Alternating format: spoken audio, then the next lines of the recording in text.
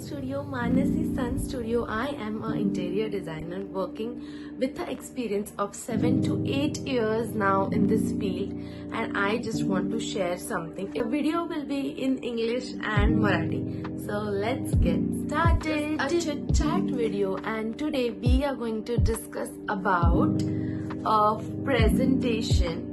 आपण जेव्हा सिलेक्शन्स करायला जातो तेव्हा कुठल्या कुठल्या गोष्टी आहेत ज्या खूप इम्पॉर्टंट आहेत आणि त्या आपण कॅरी करायला पाहिजे सोबत. तर काही ड्रॉइंग्स आहेत. तर सगळ्यात पहिलं ड्रॉइंग म्हणजे हा plan. So this plan is with measurements. So मी दोन प्लॅन्स घेऊन जाते सोबत. एक असतात वॉल टू वॉल मेजरमेंट्स, म्हणजे फर्निचर जर विकत घ्यायचं असेल तर नक्की वॉलची मेजरमेंट काय आहे. आणि सेकंड आहे तो म्हणजे सेकंड प्लॅन आहे फर्निचर मेजरमेंट्सचा, ज्याच्यामध्ये सगळे फर्निचर डिटेल्स दिलेले आहेत की प्रत्येक फर्निचरचं माप किती आहे आणि आपण ते कसं चूज करायचं. जर इफ एट ऑल मी फर्निचरचं विसरले की फर्निचरचं चुकीचं मेजरमेंट टाकलं तर माझ्याकडे वॉलचे मेजरमेंट्स पण असतात. त्याच्याच नंतरचं जे ड्रॉइंग आहे त्याच्यामध्ये बॉट आउट फर्निचर आणि कस्टमाइज फर्निचर ह्याची एक लिस्ट आहे. म्हणजे कस्टमाइज फर्निचर काय मापाचं आहे आणि त्या अकॉर्डिंगली बॉट आउट फर्निचर कसं घ्यायचं आहे विथ एरियाज, की प्रत्येक लिव्हिंग रूम किती बाय कितीची आहे. तर हे 3 ड्रॉइंग्स तर मी मेजरली घेऊन जाते. त्यानंतर लिव्हिंग रूम म्हणजे प्रत्येक एरियाचे detailed dimension with beam heights, window sills, total heights, depth of the beam. तर ह्या सगळ्या गोष्टी ह्या ड्रॉइंग मध्ये असतात. हे मी रॉ मेजरमेंट्स घेतलेले आहेत. रॉ मेजरमेंट्स पण सोबत ठेवते की इफ एट ऑल जर मी ड्रॉइंग मध्ये काही चुकले असेल तर सगळ्या गोष्टी टॅली होण्यासाठी आणि कुठूनही सिलेक्शनला जाताना चुकीचं फर्निचर घेऊन किंवा चुकीचं फर्निचर सिलेक्ट मी करणार नाही. त्याच्यानंतर असतं ते म्हणजे 3D डिझाईन. तर आता हे मी एक बेसिक 3D डिझाईन केलं होतं क्लायंटसाठी. ते मी सोबत घेऊन जाते. त्याचे वेगळे वेगळे व्ह्यूज असतात.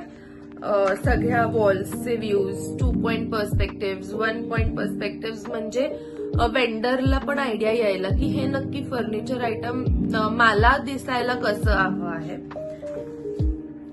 त्याच्यानंतर प्रत्येक फर्निचरचे डिटेल्ड मेजरमेंट्स जे मी प्लॅन मध्ये कन्सिडर केले.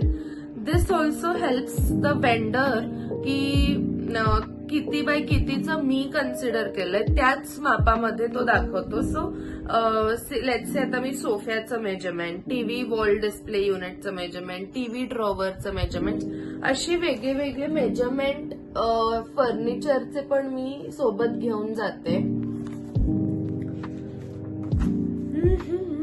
खूप गोष्टी असतात की ज्या आपल्याला as a interior designer consider करायला लागतात आणि आपल्याला चुकून चालत नाही.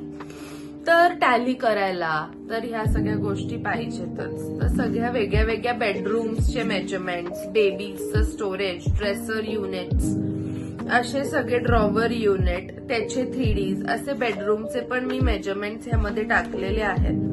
तर आम्ही सगळेजण एका पेजवर असलो पाहिजे कुठलंही डिझाईन करताना. त्यानंतर सगळ्यात इम्पॉर्टंट गोष्ट आहे ते म्हणजे साईटचे फोटोज. तर आता ही रेनोव्हेशन साईट होती त्यामुळे मी एक बेसिक फोटोज त्यामध्ये टाकलेले होते की आमची साईट कशी आहे दिसायला. आणि आफ्टरच्या द 3D व्हिज्युअलायझेशन मध्ये त्यांना दिसून जातं. तर साईट्सचे वेगळे वेगळे फोटोज की काही वेळेस वेंडर्स कॉन्ट्रॅक्टरला साईट इमेजेसनी अंदाज येतो की कसं हे दिसणार आहे काय. आणि मी वेंडर्स कॉन्ट्रॅक्टर्सची पण टॅली करते की व्हॉट डू यू थिंक, की अजून कसं छान दिसायला पाहिजे. म्हणजे एक सेफर साईड त्यांना पण एक अंदाज असतो. तर अशा प्रकारचं हे प्रेझेंटेशन असतं. तुम्ही जेव्हा सिलेक्शन्सला जातात तेव्हा काय काय घेऊन जाता तुमच्यासोबत हे मला नक्की सांगा.